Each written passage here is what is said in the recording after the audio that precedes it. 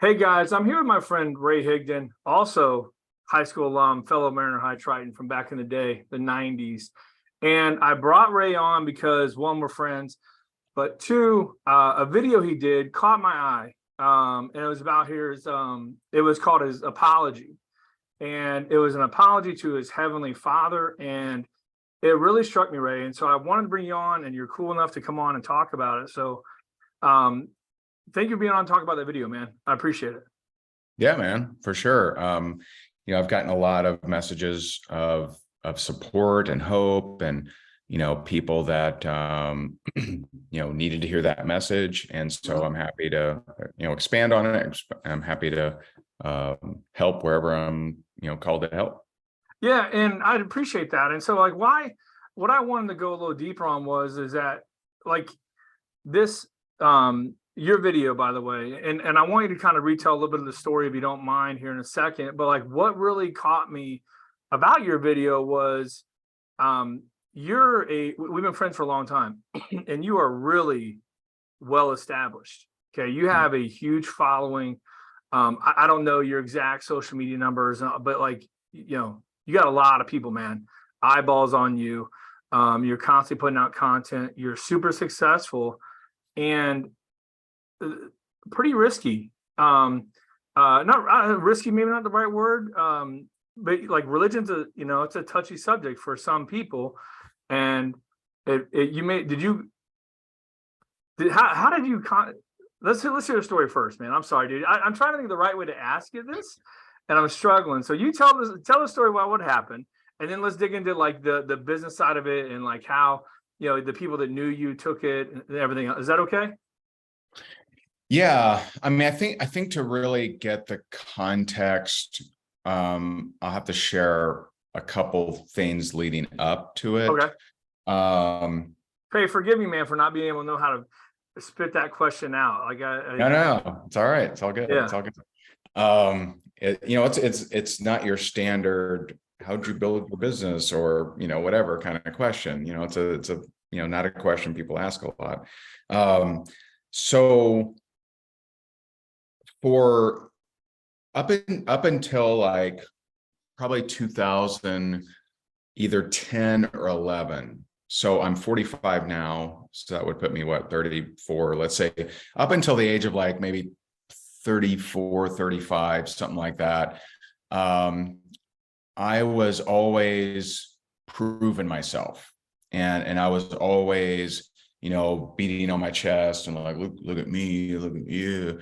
And, even though I had, plenty of faults and different things, but I just, that was my level of security and my abundance of insecurity. Right.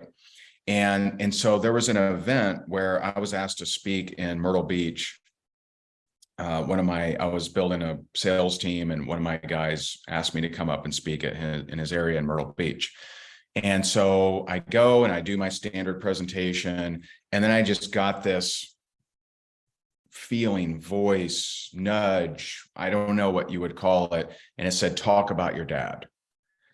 And I had never talked about my and you describing that, it felt right? Like it was something you had the feeling to talk about. You didn't hear voice or anything, or just the feeling of talk about your dad.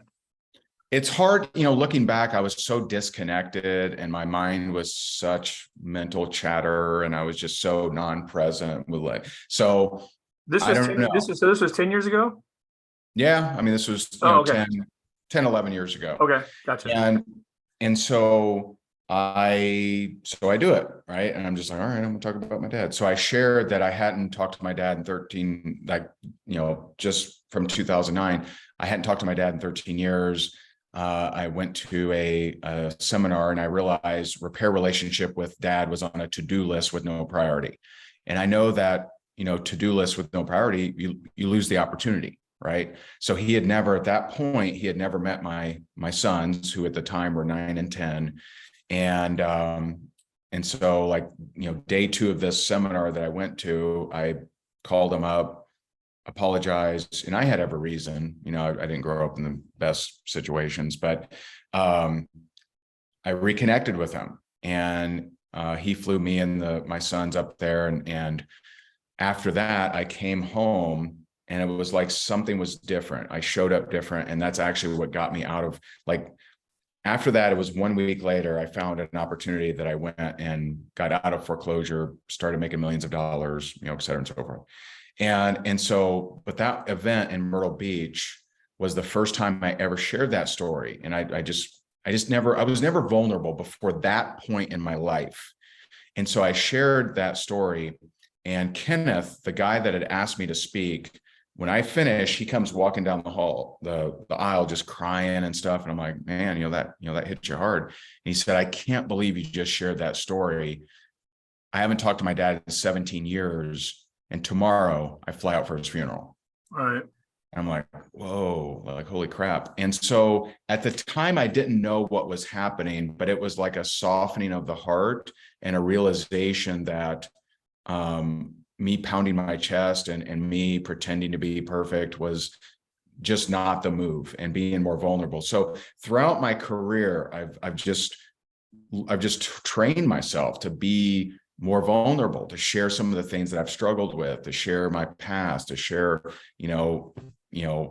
all my, stupid decisions that I've made, over time. And so I want to just set and I learned that the greatest way I could help people was by being vulnerable. Right. And it's literally, that's what courage is, right? That's what bravery is you running the risk of looking stupid, of you running the risk of possible loss by you, going into a place you've never gone before. And so I had built that muscle over the years. And these last 3 years in particular have been really interesting in that, I had achieved, what I thought, would make me happy and fill me up. And, but I'd made, tens of millions of dollars, had built an Inc. 5000 company, best-selling author multiple times, yada, yada.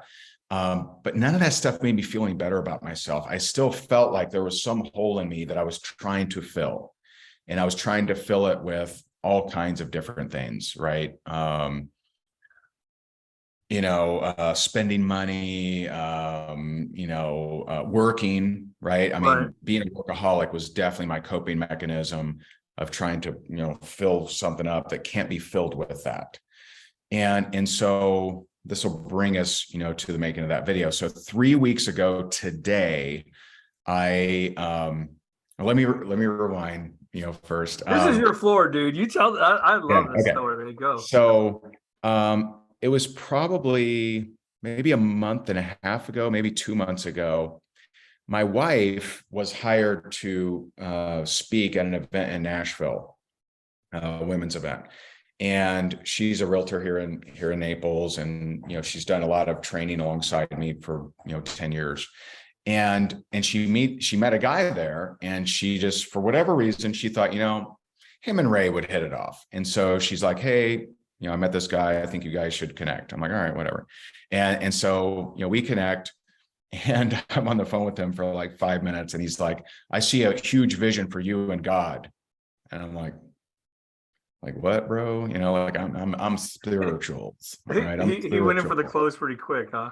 Yeah, he did. He was a closer. And so for the last 2 years, I've been very intensely, in my practice with meditation, some days doing, 2 hours a day of meditation. And so I'd been searching, but God, I wasn't searching for that. I was searching for energy or source or universe, or, I was looking for something else. And I'm not making fun of or picking on any of those things, because it's what led me, to here where I feel home. And so he's like, nah, he's like, dude, I see a big vision for you and God. And I'm just like, I don't know, like what he was saying, it's like it felt right. And it felt right. But I'm like, why me? I'm a knucklehead, I've done a lot of stupid things, and, I'm very insecure, in that kind of space, right? You want to talk business, I'm very secure with that. But if you want to talk this, I'm insecure about that. And so I don't know, I'm just kind of processing it. And then the next day we go to place here in Naples called Seed to Table. And so we go there every once in a while. And I see this guy, and I've seen him before, but I didn't remember his name, and I didn't know what he did. And he sees me and he's like, I see a big vision for you and God. Oh my And goodness. I'm like, what? And turns out he's a pastor. I didn't know that. And he's a pastor. He goes, let's pray. And I'm like, okay, like everyone's, there's a bunch of people around, and I'm like, all right. Did you guys say hi to each other before he said that, or did he just come up out of nowhere and see you and say it? I mean, I guess Jess knew him. Jess had met him before. And so I don't really recall. I mean, I think it was just like, hey, you remember, Anthony, and then it just like, happened. And so like, I'm crying. Here I am in this, public scenario, and I'm crying because I'm feeling stuff. I'm feeling stuff happen. And so the guy that my wife connected me with from Nashville, he's like, hey, we need to get back on the phone. But I had my annual event coming up, and I'm like, man, I got to focus. Like I can't be going all screwy here before my event. I got, thousands of people online going to be on, and hundreds of people coming into Orlando. And like, I need to focus on this because it's a key thing to keeping the business afloat. And you also just pause real quick. Just if you're listening and watching this, like, I don't know if you're picking up or not, but you're a super busy guy, man. Yeah. And again, huge following, a lot of people. Yeah, like everyone. But dude, people pay a lot of money for your coaching and your events and everything you do. So, I mean, you got a super large business going on while this whole spiritual awakening's happening too. I just want to make sure I gave you a little props on that. You're an amazing dude. So, all right, back to you, Ray. Yeah. And so we run our event, and I had scheduled me to, connect with him after the event, because I just didn't know what that would look like if I went deeper down this rabbit hole. And so fast forward a little bit, at least, and 3 weeks ago, him and another guy comes to our house, and is talking to my wife and I, and just like everything they're saying, it just feels right. And so I get baptized in the Holy Spirit, and I didn't have some big like, whoa, I didn't have anything like happen right away. But like the next day I wake up and I just felt like I had different DNA. Like I felt like my eyes were different. I felt like I perceived light differently. And I just felt different. Like I was in a different body, like something was different. And so I just started, kind of like the dad story from, 11 years ago or whenever that was. I just started getting this nudge to, go online and start talking about this journey. And so I had a couple very key, and this is the way I really believe God talks to you. Not the only way, but a way that God talks to you is he brings people to you. He brings messengers to you. And so, I'm talking to one person, I talk to this next person, and I realized a key thing. I realized that I didn't trust God. And, because of my relationship with my father, he didn't protect me, right? And so there's a concept called sacred wounds. And sacred wounds are what you needed most as a kid, but didn't get enough of. And when I went through that exercise, like mine are a lot, love, praise, safety, friendship, recognition, like there's so many things. And those sacred wounds, we go our whole life really struggling to accept them. So if you struggled with feeling love as a kid, you're going to really struggle later on in life, because you don't have the chemical receptors, you don't have the dendrites to actually accept that chemical, that energy. And so I had always struggled with, like even friendship, like I was always in the back of my head, I'm always wondering, are they really my friend? Can I really trust them? Right. And so like, that's just how I, operated. There's always these holes. And I realized that I didn't trust God. And so, I just started praying, and I just started saying, hey, Heavenly Father, I apologize. I put my trust in you, and, you've been there so many times, because there were so many times where I was just on the edge of a cliff. I mean, I've had friends from high school say, Ray, man, I figured you'd either end up in a casket or in prison. And there's so many things that justify that way of thinking with me. It's just so many things, right? So many drugs and women and addiction and just all these different things, and this compulsive personality that I have, like I go all in, right?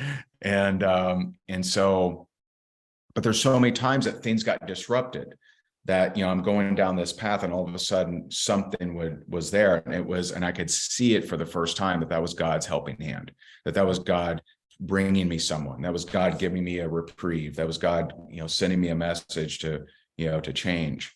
And and one of the things I remember while in high school, I remember just being in my lowest, and sitting in a bathtub, plugging in a toaster, pushing the button down and throwing it in. And I don't think that's a cry for help, because engineer wise, I still don't know why that didn't work. Like I think it should have, but maybe I don't know this stuff. So I had no inclination that it wouldn't work. That wasn't a cry for help. That was me like trying to end it. And that wasn't the only time I tried, but nothing happened. And I took that as a sign. And there's been times over the years where I've asked for signs and gotten them. I remember I was up in Grand Rapids, Michigan, and my close friend Brian, he's like, "Hey, let's go to church." I'm like, I don't go to church. And he's like, "Nah, let's go to church." And so I don't know why. Why would I do this? I don't know. But I remember saying, "All right, God, if you're real, I want to hear the word water buffalo." Do you know this story? No, I don't. No. I talked about it the other day on my lives, but I said, I want to hear the word water buffalo. Like, what a weird word, right? The chances of hearing water buffalo, pretty specific. We go to this church, and this was probably, this is during real estate days, so probably 2000, mid-2000s, yeah. And sure enough, for the first time ever, they have a guest pastor from India, and he shares a story about a water buffalo. But even though I see these signs and I hear these things, when I ask for them, I'm still like, "Oh, that's really weird, man. That's really strange." And I just still didn't trust him, didn't believe. And I believe something was out there, but I didn't believe.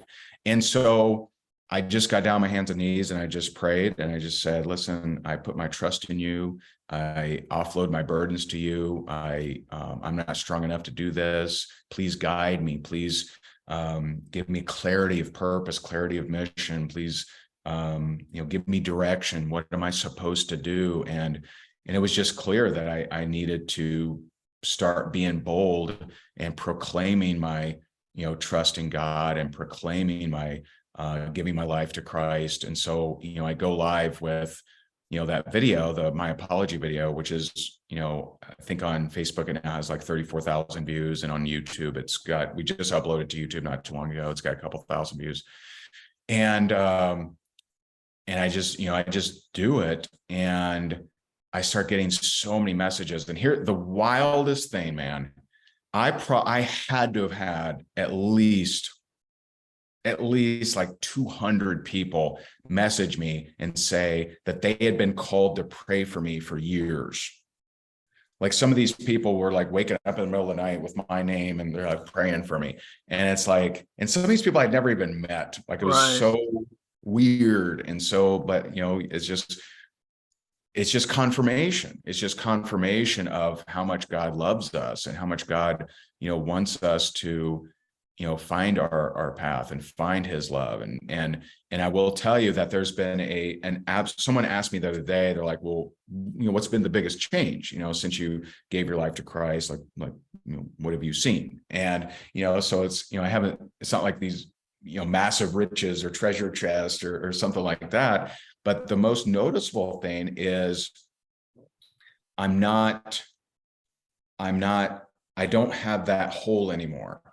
I don't have that hole that I'm like trying to fill. The only thing that I'm, working on constantly is closer connection and comprehension of the word, and knowing my mission now. Like, what is my mission? And I believe my mission is to continue to use the skills that I've acquired around business and sales and, helping teams, et cetera, but just putting faith into those things and showing up as a Christian, as the temple, to be kind, gentle, loving, present, et cetera, to bring more people to Christ, and not by beating them down with verses, or not by, berating them or telling them they're going to go in a lake of fire, but by being a great example of, and making people want to know, hey, what's he on? Like, what's he up to?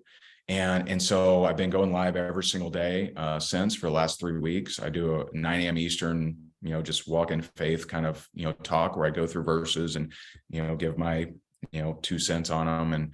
And it's been great. I'm still learning, right? So I'm not the authority. I'm not trying to, be something that I'm not. I'm just trying to let Spirit guide me, and let him show me, the way of how I can make a big difference. And I've had a lot of messages that, have supported, what I'm doing. And so it's been a wild ride, but I feel better than I've ever felt before. And I just see that, with all that I've been through and all that I've learned up till now partnering with God, partnering with Jesus, like, we're going to move mountains. We're going to help a lot of people. And I know we're in a time in our world where that is so needed. Yeah, no, and I appreciate you sharing that. Can we go a little deep on a couple of things you mentioned on your live? That one? Yeah. So you mentioned about, I think, and correct me if I'm wrong, but it was, you were having like really bad dreams. Yeah. I don't remember how long that you were having them. Can you go into that a little bit? And then what happened with your son? Yeah. So, and I've since learned to interpret dreams differently. I've learned that God gives you these dreams for you to work on what you need to work on. But there was a very long period of time that I my whole life, I've whatever the chemistry is, I just don't sleep a lot. And so, most, and I mean my whole life, like most nights it's 4 hours, maybe 5. There's probably a couple times in my life that I've slept 8 hours, but not many. Seriously, maybe 2 or 3. And so now with these, nightmares and stuff, and they felt like attacks. They really did. Yeah. And, looking back with, this newfound wisdom of the last 3 weeks, these were things that I need to work on. I remember, even in meditation, a few times I would get attacks, and they felt like attacks. And one of the most common themes was between my wife and I. And so I would have these dreams that she was cheating on me, that I wasn't important to her, that I wasn't a priority. And, and they just seemed so real. And I remember one time in meditation, and even though at the time I wasn't, biblical or anything, it really reminded me of the very little I remembered from, reading the Bible a million years ago, of how the devil was tempting, Jesus. And so I was shown a world where, Ray, man, if you weren't tied down with that wife and kids, like, you'd be traveling the world and impacting so many more people. And that really speaks my language, because that's what I know I'm called to do.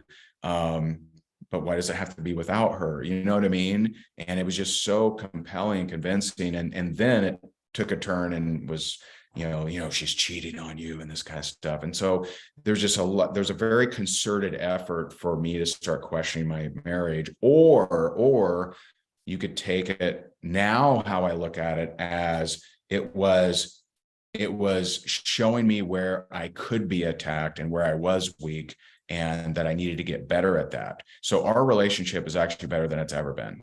Yesterday we were hugging and crying, and, I was just so grateful that God brought her to me. She's just so perfect. She was such an answer to a million prayers I didn't even know I had. But my son Graham, he's 3, and he's just had these coughing attacks for like forever. Like, I mean, just so long. And I mean, he was diagnosed pre-asthmatic, and like we're like, we don't know what to do. I mean, like we'll run the shower, we tried essential oils, we tried all these different things, and it's just like almost everything made it worse. And we're just like, all right, I mean, he like coughs at night, like we don't know what to do. We've tried Right. so many things. And so what was wild, and this was really wild, is when my 2 new brothers in Christ, their names are Yahya and Prophet Perry, when they came to my house and baptized us in the Holy Spirit, they also anointed the property. So they went to the 4 corners of the property, they went through every room in the house. And I don't pretend to know exactly what that means, but let's just say they blessed it, right? Mhm. And so that night, when I go to put Graham down for bed, so I put him down for bed, and I walk out, turn the light off, and he's like, daddy. And and usually he doesn't do that. Usually he yells for mommy, but he says daddy. And so I go back in there, and he said, no son. And I'm like, well, yeah, buddy, it's it's night, right? And but he's looking around, like he's looking up, and he's looking around, and he's like, no son. And it kind of dawned on me. I'm like, buddy, do you normally see something in here? And he's like, yeah. And I'm like, and you don't see it now? He's like, no. I'm like, and I'm just thinking, I'm like, wow, like, to me, that meant there was some kind of entity or some kind of something that had been messing with him. And so, I lay him back down, he goes to sleep, and he didn't cough for a good like 2 weeks. Now, I mean, I don't know when he's gone that long without coughing, because he'd been like that for really long time, maybe a year. And so like 2 weeks, no cough at all. And he would have some, here and there, but nothing like it used to be. And, the other night he started coughing bad, and I just went in there and I just said a bunch of prayers with certainty and just love, and just like asking for defense, asking for healing, asking for this and that. And he stopped coughing. And so, it makes me wonder how many parents, are dealing with something that they're just dealing with at the, physical level, but it's like a spiritual attack. And, if there's a way to diminish the parents, I mean, go through the children, right? And so I know that there is, there's dark stuff out there, and I didn't want to believe that. I never believed that. Well, I don't want to say I never believed it, but when I went on a spiritual journey of meditation, and everything's energy and source and universe and everything, I just thought, oh, that's just a construct of your mind. Like, you can create something negative if you think about it long enough, which I still believe is true. But no, there is evil out there. And I'll tell you another experience you may or may not have heard me share, is I'm in Texas. I was training a team out there on Wednesday, Thursday, Friday. And Friday, I wake up at like 2 a.m.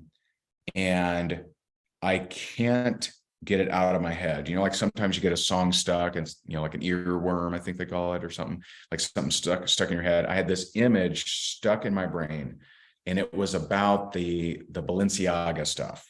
You know about this? Yeah, definitely. Was So this before it went Balenciaga, public or after? what's the, oh yeah, no, it's after, right? Okay. And so if you don't know, Balenciaga, which is owned by the Kering Group, right? Kerring, I believe. They own Gucci, they own Saint Laurent, they own Balenciaga, they own all kinds of different designer, brands. And they do this, ad campaign with a girl dressed in like bondage outfit. And it's a series of campaigns, and every one of the campaigns, if you look close enough, there's a document on the wall or on the table or in the corner that's edifying a known pedophile. And so, like, now they just don't, I mean, they just don't care, right? Like they're addicted to symbolism. They're addicted to just being in your face, right? They don't care to hide it anymore. Because I used to think that conspiracy theorists were like, oh, okay, the world's ran by Satan worshiping, like, okay, buddy. Right. But it's like, why would a company do that? What is the purpose? What's the reason? The reason is just be in your face about it. They don't care to hide anymore. And so, but I couldn't get this image out of my mind. I just couldn't. Now I'm like, man, am I being attacked or something? Like, so I'm like, man, am I possessed? Like, well, what is happening here? And so I'm seeing this image, and I try, and I mean, I meditated, for, years. And so I'm very good at controlling my mind and shifting gears and, thinking of something else, but I couldn't do it. I could not get this thing out of my mind. And so I reach out to some friends of mine. I'm like, hey man, pray for me. Like, I don't know what's going on. And my friend, Prophet Perry, he goes, that's God relentlessly showing you that you need to do something about it. And he's like, maybe it's pray for it. And I know as soon as he says that, I know I'm meant to go live about it. I'm meant to share it. And so I got this image, can't get it out of my mind, no matter where I closed my eyes, couldn't sleep, couldn't get it out. I go live about it. And when I finish, I have peace and it goes away. Huh. And so I've since, I've had this a couple times, not a lot, but I've had this, and I would call it like a nudge, similar to talk about your dad, right? There was no voice that said, Ray, go live about this, but it wouldn't leave my mind. And so every day I asked for clarity, I asked for direction, I asked for guidance. And some days it's clear what I'm supposed to talk about and how I'm supposed to show up. Other days I do the best that I can. And that's how I'm doing it now.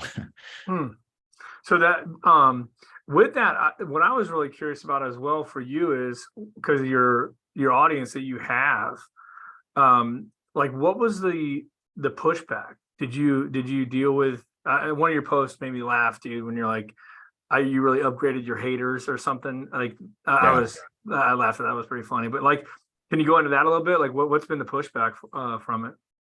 Yeah. I mean, again, I feel like I've been conditioned for this because, I was in network marketing for so long and I trained a lot of network marketers. Right. Network marketers get a lot of hate, right? So, Yeah, true. I mean, once upon a time, I had someone in my membership paying $20 a month to snag videos to bash me on YouTube. Like she's like, one of my team is like, hey, this lady, she's one of your paying members, but she bashes you on YouTube. We need to boot her. I'm like, don't boot her. It's fine. And, and so, I've had hate over the years, but it was, it was interesting. And it wasn't non-believers. I mean, I had a few non-believers that, that were confused and be like, and suggesting it was people that feel very righteous, right? That were just, hey, you're going about this all wrong. You need to do this and this and this and this. And, like when you got more pushback, you think, from people that already are a believer? Definitely. No question. Wow. Interesting. Zero question. People, saying, because Wow. I believe that, and overall, don't get me wrong. I didn't know it would go this way, and I wasn't addicted to it going this way. I was addicted. I'm committed. I should say, it's a better word. I'm committed to moving forward on the mission, whatever that looks like. And I mean, whatever that looks like, whatever I'm being called to do, I'm going to go do that regardless. So I didn't do this for good or bad. Didn't know how it would go. I've gotten way more positive than negative, just to say that. But the nastier ones are people that say they're of faith. And one of the things that I just have been called to speak about multiple times is that Christians are meant to be abundant and meant to be prosperous. And, people accused me of, oh, you're teaching prosperity gospel and you and Joel Osteen are going to burn in a lake of fire. And like, one, I've never studied Joel Osteen. I mean, it seems to me like he does good stuff. They hit you with the Joel Osteen. Yeah, Um, yeah. And so yeah, I haven't studied him. I don't, and he seems like he does more good than bad, but I don't know. I don't know that to be, true, whatever. But I believe one of the greatest lies that the devil has sown into people is that there's virtue in yep, poverty. yep, And there's virtue in you being broke.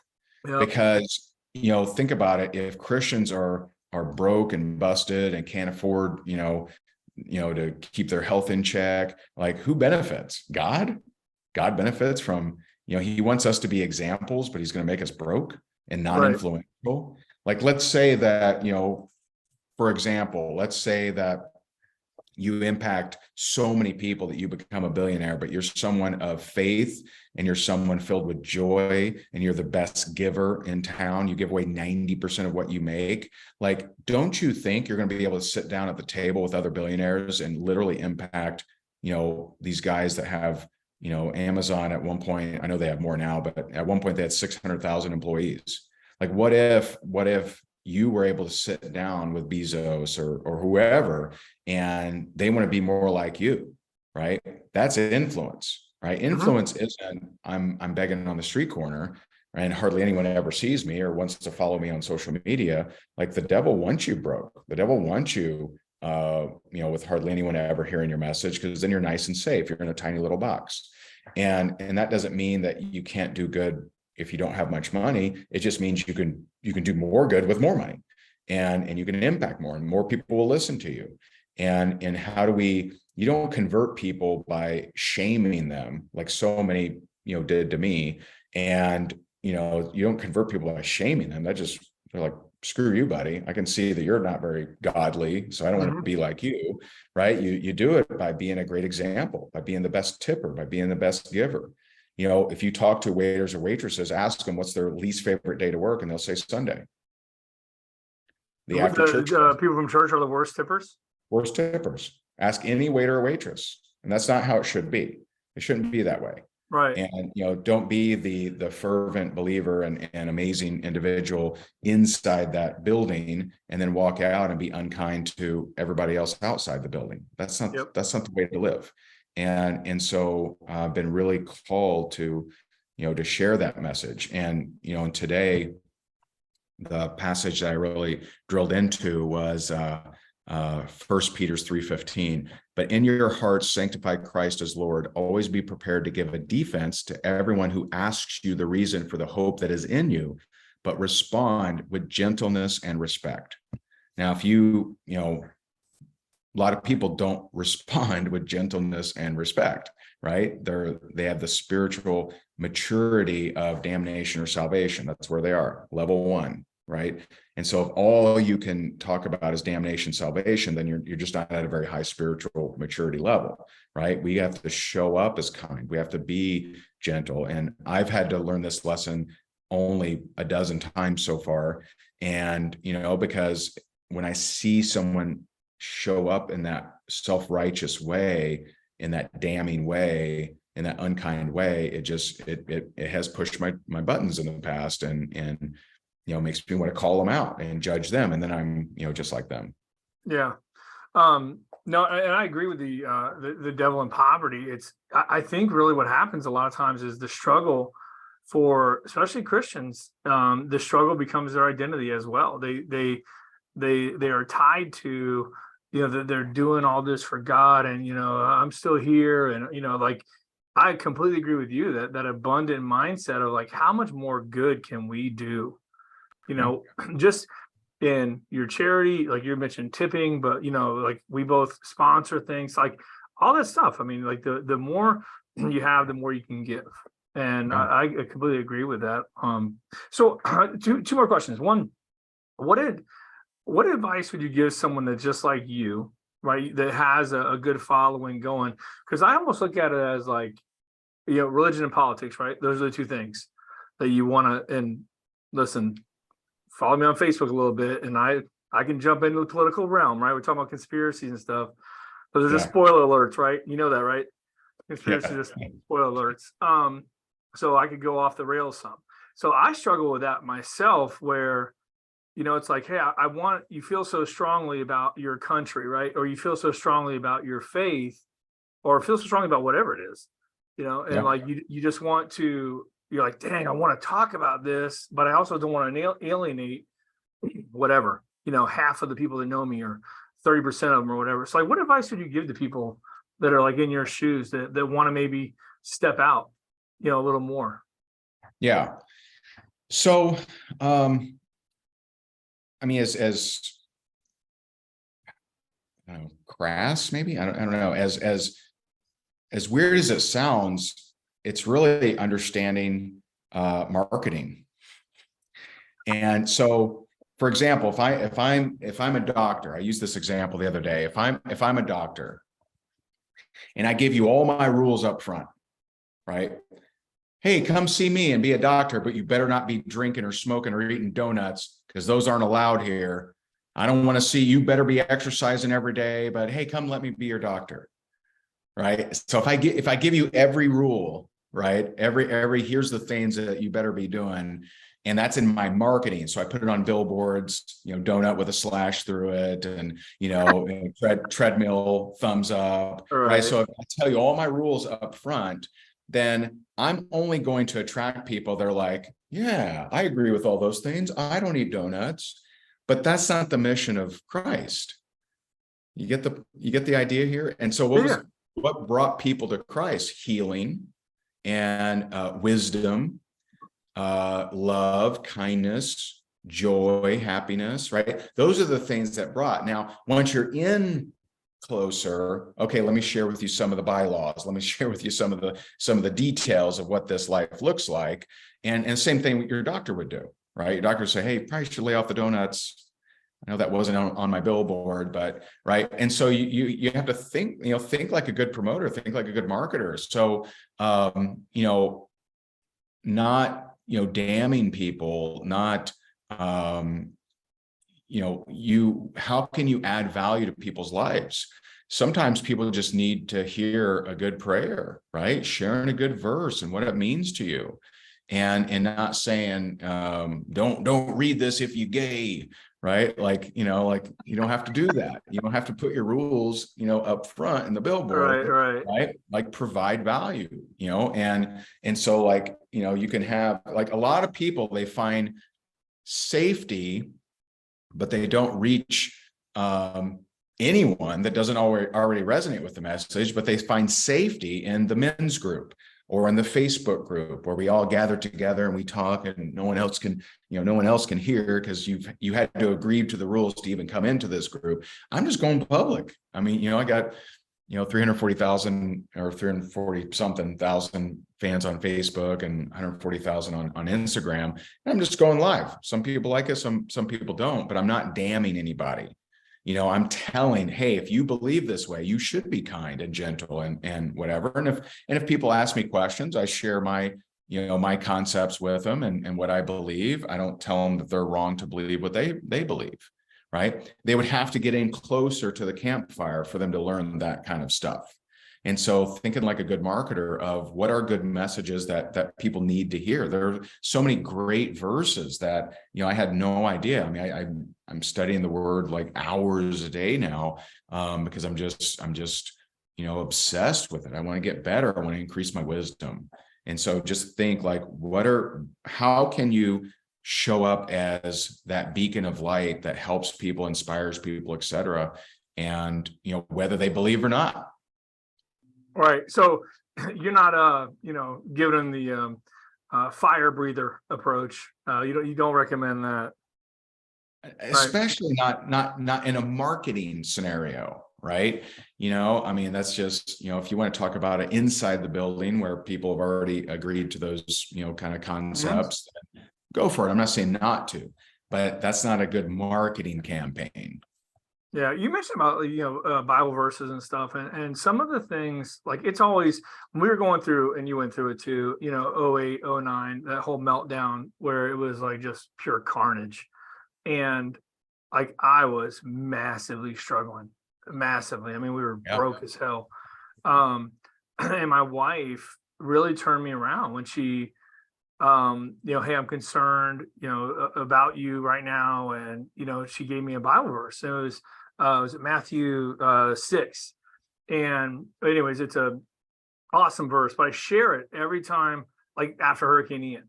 A couple of days after that, when we got internet stuff, I shared that, like, hey, it'll be all right. Like God's going to provide for you. And that whole verse, check it out one time. It's Matthew 6, I think, 34, 6:34.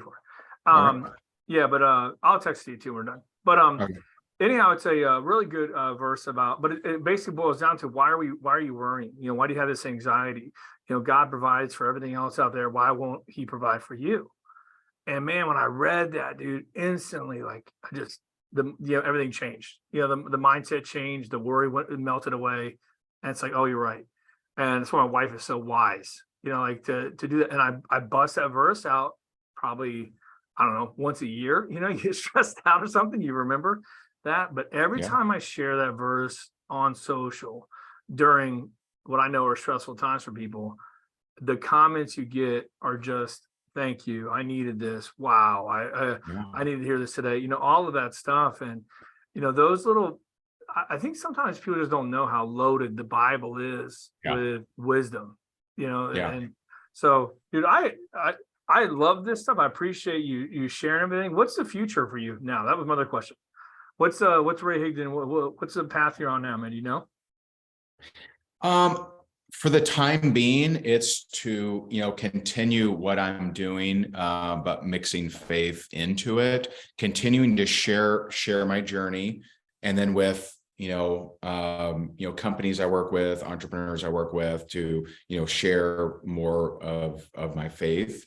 But, and does that eventually lead to me being full-blown evangelist or something? Maybe. I don't know. I'm open. I gave my business to God, and I said, God, I give you this business, right? You direct through me, however your will is, and I'm all in. Yeah. And I know that he'll provide. But there's, and people think that, some of the concepts that are talked about in New Age are new, but everything's biblical. If you ever study like visualization or manifestation, which I have extensively, there's an amazing verse. It's one of my, what I call keystones. Like I have a few keystone verses that they're just so powerful. I keep going back to them. And it's Hebrews 12:2. And Hebrews 12:2, 10 words from Hebrews 12:2 is, for the joy set before him endured the cross. Okay. For the joy set before him, he endured the cross. And so that is an extremely powerful line. So first of all, endured the cross, right? So what was that? Well, he was scourged, with the whip that had bones in the end of it. His back was ripped to shreds. He was in critical condition before he went on the cross, right? And then I'm sure the plank of wood didn't feel that great. Then the nails, then the crown, then the spear, right? All the mocking, but for the joy set before him. Okay. So all of us have our cross, right? Maybe it's a relationship, maybe it's money, maybe it's Hurricane Ian, which is, none of those are laughing matters. None of those are played lightly, as is the cross wasn't a laughing matter either. Most of our crosses aren't as serious as that cross, right? They suck, and they keep us up at night, and we toss and turn, and it's struggling, and we're fighting and biting and everything to overcome them. But for the joy set before him, what does that mean? Well, joy is an emotion. And so that means that in his persona, he was seeing his future self. He was seeing that he was saving the lives, saving, all of us, and that he was set in heaven. He was set in the kingdom. So for the joy set before him. So if he's the example, then can we see joy before our senses does? Right? Can we see joy before we see it with our eyes? Right? He wasn't seeing it with his eyes. Can we tap into a higher emotion before things outside of us change? Because things outside of him hadn't changed. And so it's just such a powerful verse for us to, remember that, he lived as an example of kindness, but also as a master of his mind and body, of seeing his future version of himself, even while going through, literally the toughest thing any person can possibly go through. Right. Right. And so it's just, it's just a great example of, are you even enduring your cross? Most people complain about their cross. They gossip about their cross. They tell their friends how bad the cross is. They justify their cross. They are mad at their cross, right? Most people aren't even enduring it, let alone creating joy based on the future version of themselves while in it. And so you find these little verses and you're just like, man, that is life-changing. Because if you can have a trained memory where when you encounter a lack of faith or pain or whatever, you just need to increase your joy, you can train yourself to remember these verses to get you out of that place. Cool, man. Powerful stuff, Ray. Hey, if anyone wants to know or follow you, I should say, what's the best places for them to get your information? So, I mean, I go live, unless I'm like traveling and just, can't, but, most times I'm able to. I go live every day at 9 a.m. Eastern, talking about my walk with faith on my Facebook page. That's facebook.com/Ray Higdon page. And, yeah, I mean, that's one way. But I'm on all the other social media platforms if you prefer that. Google Ray Higdon, you'll find it. All right, you'll find mainly positive. Are you? Did we miss anything? You good? What's that? Did we miss anything? Are you good? Yeah, I mean, I think I'm good. All right. Yeah. Dude, I appreciate you sharing everything with me. It meant a lot, and I know you're a busy guy too. And I just loved the story. Nothing but respect for you for putting yourself out there like that. I'm with you, dude. Support you 100%. And Thanks, yeah, man, if anyone's watching, go support Ray. Check him out, what he's doing. Also, hey, listen, you're here. I do mortgages for a living. If you need a mortgage, let me know. I don't even feel like talking about mortgages right now after all. Good for you for putting that in there. What's that? Good for you for putting that in there. Yeah, I almost felt like a jerk right there. But anyhow, all right, you guys, thanks for watching. Make sure you check out Ray. Hope y'all enjoyed this. I think it's cool stuff. And Ray, thanks again, man. Good luck in your journey, right? We'll be saying some prayers for you, dude, okay? Thank you, man. I appreciate it. You got it, brother. Take care, man. All right. Later.